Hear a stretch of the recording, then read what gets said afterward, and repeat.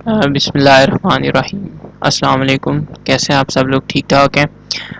अच्छा जी, नेक्स्ट जो हमारा ऑपरेटिंग सिस्टम का लेक्चर है वो है जी shortest remaining time first. Last time जो है वो आपको याद हो तो हमने दो एल्गोरिदम्स पढ़े थे, CPU scheduling algorithms. First one was FCFS, which stands for first come first serve scheduling algorithm, जिसका जो क्राइटेरिया होता है वो अराइवल टाइम पे बेस्ड होता है, और जिसका मोड ऑफ ऑपरेशन होता है या जो मोड होता है वो नॉन प्रीएम्पशन वर्जन होता है उसका। और दूसरा जो हमने पढ़ा था वो था शॉर्टेस्ट जॉब फर्स्ट, SJF। उसका जो क्राइटेरिया होता है वो बर्स्ट टाइम पे बेस्ड होता है, और उसका जो हमने मोड पढ़ा था वो था नॉन प्रीएम्पशन वर्जन उसका। आज जो हमने पढ़ना है वो है जी shortest remaining time first. Basically ये SJF ही है जो हमने last time shortest job first पढ़ा था, वो हमने नॉन प्रीएम्पशन वर्जन के साथ पढ़ा था। लेकिन जो है ये विद प्रीएम्पशन है कि प्रीएम्पशन में हम किसी भी प्रोसेस को CPU के बर्स्ट टाइम कंप्लीट करने से पहले हम उसको निकाल सकते हैं। प्रीएम्पशन का ये मतलब है, ठीक है। तो इसको देखते हैं, ये बहुत ट्रिकी है, इसको आपको बड़ा ध्यान से समझना है क्योंकि ये सॉल्व करते हुए थोड़ा सा जो है वो इधर उधर क्वेश्चन आपके हो सकते हैं। तो स्टार्ट करते हैं जी।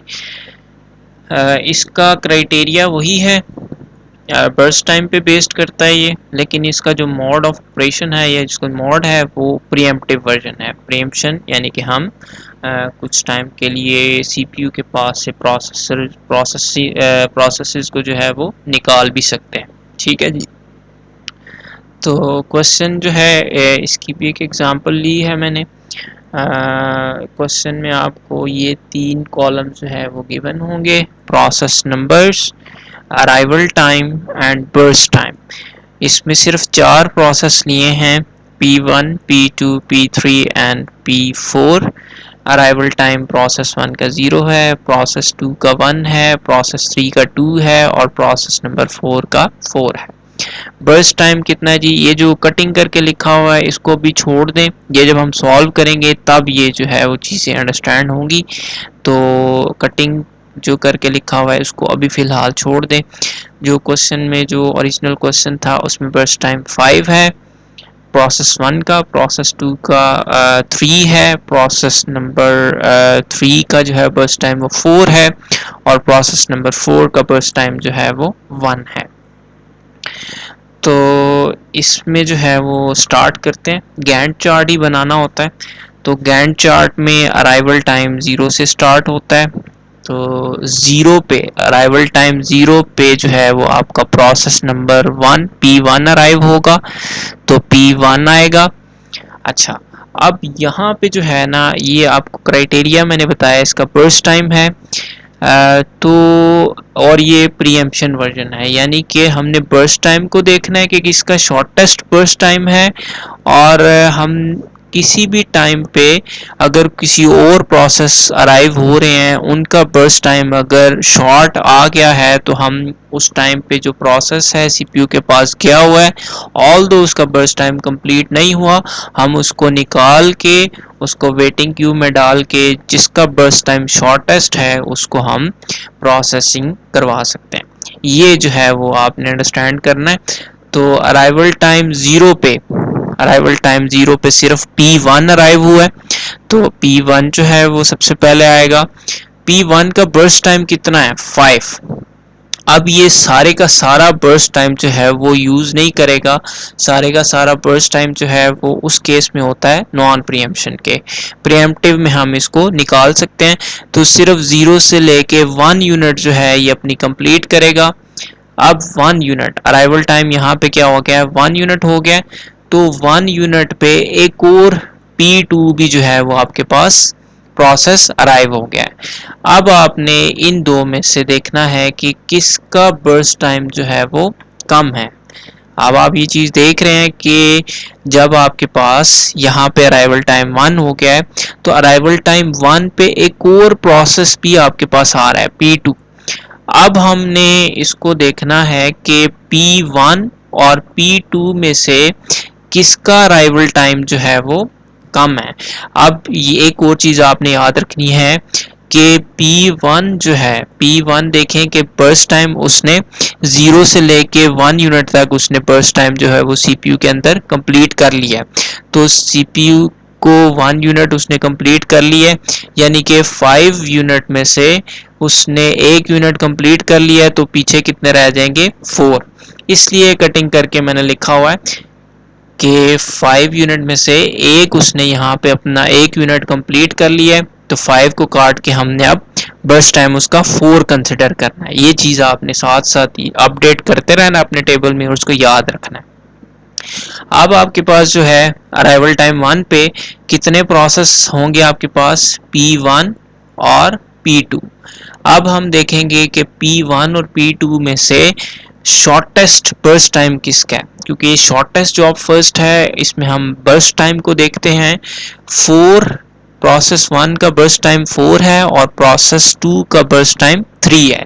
तो 4 और 3 में से कौन सा छोटा है जी, ऑब्वियसली 3 छोटा है।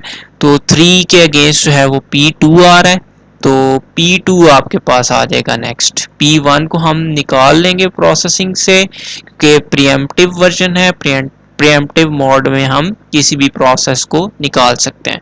तो P2 को P1 को जो है वो हम निकाल के P2 को जो है वो प्रोसेसिंग के लिए भेज देंगे। P2 की प्रोसेसिंग जो है वो 1 यूनिट के लिए हम कंप्लीट करवाएंगे। इसको आप सिंप्लिसिटी के लिए जो है ना 1 यूनिट चलाएंगे, ठीक है। P2 भी जो है वो अपना 1 यूनिट का बर्स्ट टाइम कंप्लीट करेगा, तो ये 3 से कट के 2 रह जाएगा। अब यहाँ पे P2 ने अपना एक और यूनिट टाइम कंप्लीट, एक टाइम जो है वो कंप्लीट किया, तो इसका बर्स्ट टाइम कितना हो गया 2। अब अराइवल टाइम इसका अराइवल टाइम कितना हो गया 2। अब अराइवल टाइम 2 पे एक और प्रोसेस भी जो है वो दौड़ के लिए आ रहा है कि अब हमने इसको भी शामिल करना है। अब हमारे पास कितने प्रोसेस हो जाएंगे, process 1, process 2 and process number 3। अब हम इन तीनों में से देखेंगे कि किसका बर्स्ट टाइम जो है वो कम है। इसका P1 का 5 कट करके 4 रह गया था, P2 ने भी अपनी 1 यूनिट कंप्लीट करके 3 में से इसका 2 रह जाएगा। अब हमने 2 को कंसिडर करना है और ये तो अभी अराइव हुआ है, इसका प्रोसेस, इसका जो बर्स्ट टाइम है वो 4 ही है। तो 4, 2 और 4 2 4 में से कौन सा छोटा है, ऑब्वियसली 2 लेस है। तो 2 जो है वो किसके अगेंस्ट है, प्रोसेस 2। तो प्रोसेस 2 जो है वो नेक्स्ट अराइव होगा, प्रोसेस 2 जो है वो नेक्स्ट स्केड्यूल होगा। इसको भी हमने सिर्फ 1 यूनिट ही चलाना है। मैंने आपको बताया कि सिंप्लिसिटी के लिए जो है इसको बिल्कुल अभी सिंपल रखें, 1 यूनिट चलाएं और देखें उस टाइम पे जो अराइवल टाइम आता है उसमें आपके कौन से प्रोसेस जो है वो अराइव हो रहे हैं। तो 2 से 3 तक जो है ये 1 यूनिट चलेगा। तो प्रोसेस 2 चला है तो 1 यूनिट इसने एक और कंप्लीट किया, तो ये 2 से कट होके 1 रह जाएगा। अब हमने 1 कंसिडर करना है, तो यहाँ पे अब अराइवल टाइम जो है वो 3 रह गया। अब यहाँ पे देखें अराइवल टाइम 3 किसी का है नहीं है, ये तो अराइवल टाइम 4 है, इसलिए अभी हम इसको कंसिडर नहीं करेंगे। तो हम अभी जो है उसी तरह से अपनी प्रोसेसिंग सिर्फ इन तीनों को ही, इन तीनों प्रोसेसेस को देखेंगे कि इनमें से बर्स्ट टाइम किसका शॉर्ट है। तो बर्स्ट टाइम जो है इसका 4 है, इसका 1 है और इसका 3 है, ठीक है जी। तो हम देखेंगे 4, 1 और 3 में से जो है 4, 1 और 4 में से किसका शॉर्ट है। तो ऑब्वियसली 1 छोटा है सबसे, तो 1 किसके अगेंस्ट है, P2 के। तो नेक्स्ट फिर जो है वो स्केड्यूल P2 ही होगा क्योंकि इसका बर्स्ट टाइम सबसे छोटा है। ये दोबारा 1 यूनिट अपना कंप्लीट करेगा, तो 1 यूनिट इसने एक और कंप्लीट किया, तो ये जो है वो 0 रह जाएगा, यानी कि ये अपनी दौड़ से जो है वो निकल जाएगा। इसने अपना पूरे का पूरा बर्स्ट टाइम जो है वो कंप्लीट कर लिया। अच्छा जी, अब यहाँ पे जो है इसका अराइवल टाइम कितना हो गया 4। अब अराइवल टाइम 4 जो है 4 अराइवल टाइम पे एक और प्रोसेस भी अराइव होगा विच इज P4। अब जो है हम आप देख सकते हैं P2 जो है वो दौड़ से निकल गया है क्योंकि इसने अपना बर्स्ट टाइम कंप्लीट करके टर्मिनेट हो गया है। अब आपने सिर्फ P1 को, P3 को और P4 को देखना है। इन तीनों में से देखेंगे कि किसका बर्स्ट टाइम सबसे छोटा है। इसका बर्स्ट टाइम अभी भी 4 है, इसका भी 4 है, इसका 1 है। तो ऑब्वियसली 1 किसके अगेंस्ट आ रहा है, P4 के। तो P4 जो है वो नेक्स्ट स्केड्यूल होगा क्योंकि इसका बर्स्ट टाइम सबसे शॉर्ट है। तो ये भी जो है अपना 1 यूनिट 4 से लेके 5 तक, तो ये अपना 1 यूनिट कंप्लीट करेगा। और ये भी अपना बर्स्ट टाइम, क्योंकि इसका बर्स्ट टाइम है ही 1 था, तो ये अपनी कंप्लीशन कर लेगा और ये भी क्या हो जाएगा, टर्मिनेट हो जाएगा। अब आपकी जो है कंपैरिजन की दौड़ से P2 भी निकल गया और P4 भी निकल गया, क्योंकि इन्होंने अपना बर्स्ट टाइम जो है वो कंप्लीट करके जो है वो अपनी प्रोसेसिंग कंप्लीट कर ली है। अब हम सिर्फ कंपैरिजन करेंगे किस किस का, P1 और P3 का। अब P1 का जो बर्स्ट टाइम है वो भी 4 है और P3 का जो बर्स्ट टाइम है वो भी 4 है। अब यहाँ पे आपकी कन्फ्लिक्शन आ गई है कि दोनों जो है वो बर्स्ट टाइम 4 हैं। तो ऐसी सिचुएशन में जब दोनों के बर्स्ट टाइम सेम आ जाए, फिर जो है वो हम अराइवल टाइम को देखते हैं कि किसका अराइवल टाइम जो है वो कम है। तो P1 का जो है वो अराइवल टाइम 0 है और P3 का अराइवल टाइम 2 है। तो P1 को जो है वो हम पहले देख आएंगे। तो फिर नेक्स्ट जो है वो P1 स्केड्यूल होगा। P1 भी अपना 1 यूनिट कंप्लीट करेगा 5 to 6। तो इसका 4 था, 4 कट होके 3। फिर जो है नेक्स्ट दोबारा 3 और 4 में कंपैरिजन होगा। ऑब्वियसली 3 छोटा है, तो 3 जो है किसके अगेंस्ट है, P1 के। तो P1 जो है दोबारा स्केड्यूल होगा।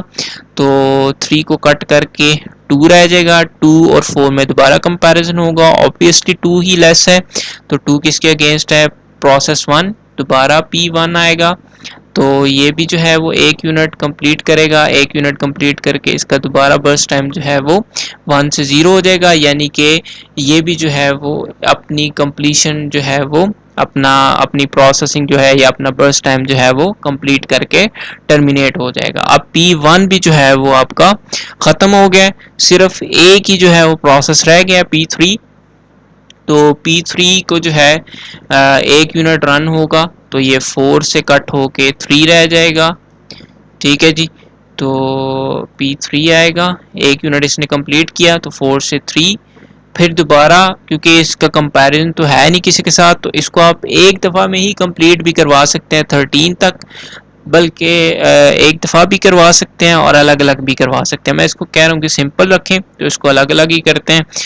तो दोबारा ये जो है वो दोबारा P3 ही आएगा, 1 यूनिट कंप्लीट करेगा 10 से 11। तो ये 3 से कट होके 2 रह जाएगा। दोबारा जो है वो P3 ही आएगा, ठीक है जी, 11 से 12 तक। तो ये 2 से कट होके 1 रह जाएगा। अभी इसका 1 यूनिट का बर्स्ट टाइम जो है वो अभी भी रहता है। तो 12 से जो है ये 13 तक इसका बर्स्ट टाइम 1 यूनिट कंप्लीट होगा। और P3 भी जो है यहाँ पे 0, इसका भी बर्स्ट टाइम जो है वो 0, यानी कि इसने भी अपनी प्रोसेसिंग जो है वो क्या कर ली है, CPU के पास कंप्लीट कर ली है। तो इस तरह से जो है ये हमारे पास प्रीएम्पशन मोड में आपने देखा है कि हम किसी भी टाइम पे अगर किसी का बर्स्ट टाइम छोटा है कंपेयर करके जो हमारे पास अवेलेबल प्रोसेसेस हैं उनमें हम कंपेयर करते हैं। जिसका भी प्रोसेस जो है, जिस प्रोसेस का भी बर्स्ट टाइम उस ऑन गोइंग प्रोसेस से छोटा होता है, तो हम उसको निकाल के जिसका बर्स्ट टाइम जो है शॉर्ट होता है उसको हम CPU के पास स्केड्यूल करते हैं। तो ये जो है वो आपका शॉर्टेस्ट जॉब फर्स्ट एल्गोरिदम है विद प्रीएम्पशन मोड। ठीक है जी, इसको दोबारा से आप देखें, एक बार में ये ऑब्वियसली समझ नहीं आएगा, आप इस वीडियो को दोबारा देखें, तो इंशाल्लाह आपको जो है वो आइडिया क्लियर हो जाएगा। क्योंकि थोड़ा सा ट्रिकी है, आपको जो है वो देखना पड़ता है कि अराइवल टाइम 1 पे कितने प्रोसेसेस आ गए हैं, फिर उन प्रोसेस के साथ जो है वो हमें कंपैरिजन करना पड़ता है। फिर जो है नेक्स्ट 1 यूनिट चलता है तो आपके पास अराइवल टाइम 2 हो जाता है। तो अराइवल टाइम 2 पे आप देख सकते हैं कि 3 प्रोसेसेस हो जाते हैं हमारे पास, P1, P2 और P3। तो हमें इन तीनों के साथ कंपेयर करके जिसका बर्स्ट टाइम शॉर्ट होता है उसको हमें जो है वो CPU को स्केड्यूल करना पड़ता है। तो इस तरह से जो है ये shortest job first with preemption mode जो है वो आपका वर्क करता है। अब हम इसके रिमेनिंग टाइम जो है वो फाइंड आउट करते हैं, वो उसी तरह से फाइंड आउट करने जिस तरह हमने पहले किए हैं।